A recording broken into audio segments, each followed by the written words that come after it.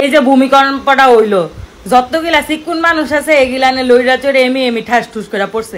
একমাত্র আমরা মোড়া নাই এই এমনি খারে এটা পুরো আটকায় রাখছি ভূমিকম্পতে যাতে কিছু না পড়ে। এই আমরা মোড়ারা আছে দেখেই সব ঠিক আছে, আমাকে কিচ্ছু হয় না আলহামদুলিল্লাহ। কি পরিমাণ অসুস্থ জেনারেশনে আমরা বসবাস করছি শুধু একটু ভাবেন। ভূমিকম্প নিয়ে ভিডিও এবং মজা শুরু করে দিছে।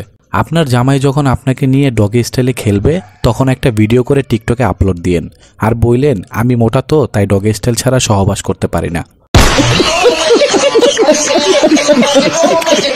বাংলাদেশে গত ৩০ বছরের মধ্যে এই প্রথম ৫.৭ মাত্রার ভূমিকম্প হয়েছে এবং চলমান ছিল প্রায় ২৬ সেকেন্ডের মতো। এর ফলে মানুষের মধ্যে যেমন আতঙ্ক ভয় কাজ করছে, তেমনি টিকটক সেলিব্রিটিরা আতঙ্কে পড়ে ভূমিকম্প নিয়ে লাইক ভিউ ব্যবসা শুরু করে দিছে। এইটা কি কোনো কথা? 2 সেকেন্ড ভূমিকম্প দিছে, ফেসবুকে স্ট্যাটাস দিতেছেন, দৌড়াদৌড়ি করতেছেন, ভয় পাইতেছেন। আল্লাহ না করুক, আল্লাহ যদি 2 মিনিট ভূমিকম্প দেয় তখন আপনারা কি করবেন? এখনো সময় আছে, সবাই নামাজ পড়েন। শোনা গো আমার। বর্তমান সমাজটা এমন হয়ে গেছে যে তারাই আমাদের জ্ঞান দেয় যাদের প্রকৃত জ্ঞানের প্রয়োজন। সবচেয়ে বড় অশ্লীলতা ও নোংরামি ছড়াচ্ছেন আপনাদের মতো বউ ব্যবসায়ীরা। প্রথম কথা হচ্ছে টিকটকে এসেছেন বউ নিয়ে ব্যবসা করতে। আপনাদের বিয়েটাও একটা ব্যবসা। শুধু আপনাদের বললে ভুল হবে, বউরা নিয়ে যারা ভিডিও করেন তারা সবাই বউ ব্যবসায়ীদের মধ্যেই পড়েন। কিছু করার যোগ্যতা না থাকলে তো বউ নিয়ে ব্যবসায়ী করতে হবে, আর কোনো রাস্তা তো নেই। কিন্তু কি পরিমাণ পাপ করছেন একটু ভেবে দেখেছেন?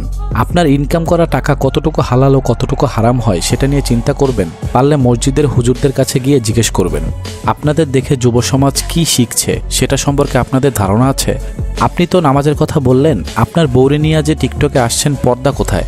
আপনারা কি নামাজ আদায় করেছেন? কাউকে জ্ঞান দেওয়ার আগে সেই জ্ঞান নিজের মধ্যে থাকা উচিত। আমি দেখলাম টিকটকে অনেক সেলিব্রিটি ভূমিকম্পের অনুভূতি প্রকাশ করে ভিডিও বানাচ্ছে। আরে ভাই, ভূমিকম্পের ভয় প্রকাশ করে ভিডিও বানানোর কি দরকার আছে? মানে কি বলবো, যাই হোক। যদি আসলেই ভয় পেয়ে থাকেন তাহলে নিজেকে পরিবর্তন করেন।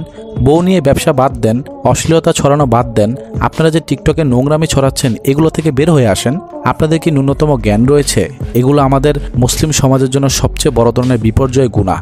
অশ্লীলতা নোংরামি সমাজে ছড়িয়ে পড়লে এরকম গজব আসবে, এটাই স্বাভাবিক। যাই হোক বন্ধুরা, তোমাদের উদ্দেশ্যে একটা কথা বলতে চাই। ভূমিকম্প দেওয়ার মালিক আল্লাহ তাআলা এবং এর থেকে বাঁচানোর মালিক আল্লাহ তাআলা। আল্লাহর উপর ভরসা রাখুন। যদি আল্লাহ আপনাকে বাঁচায় তাহলে হাজারো বিপদের মধ্যে থেকে আপনাকে বাঁচাবে। আর যদি মৃত্যু থাকে তাহলে নিরাপদ জায়গা থেকেও আপনি মৃত্যুবরণ করবেন।